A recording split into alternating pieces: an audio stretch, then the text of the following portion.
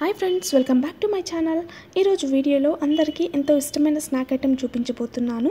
అదే మురుమురాలతో చేసే మిక్స్చర్. ఈ మురుమురాల మిక్స్చర్ని క్విక్గా ఈజీగా ఎలా తయారు చేయాలో ఈ వీడియోలో చూద్దామా. మరి ముందుగా మనము స్టవ్ వెలిగించుకొని కడాయి పెట్టి అందులో 2 నుంచి 3 స్పూన్ల దాకా మనము ఆయిల్ హీట్ చేసుకోవాలి.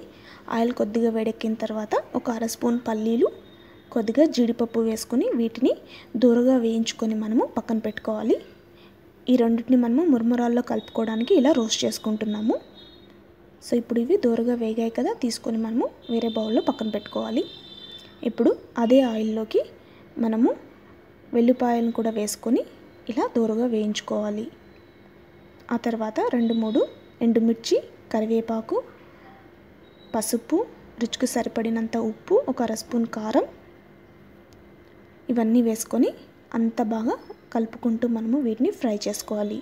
ఇవి వేగుతూ ఉండగా పుట్నాలను కూడా యాడ్ చేసుకొని బాగా కలుపుకోవాలి.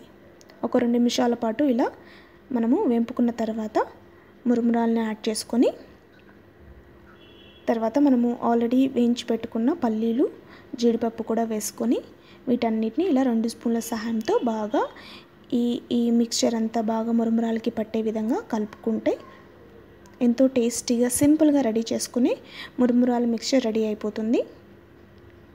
చూసారుగా, ఇది చాలా వేడిగా ఉన్నప్పుడు తినకూడదు.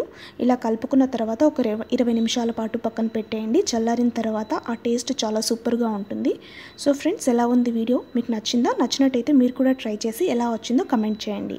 Thanks for watching. Have a nice day. Bye.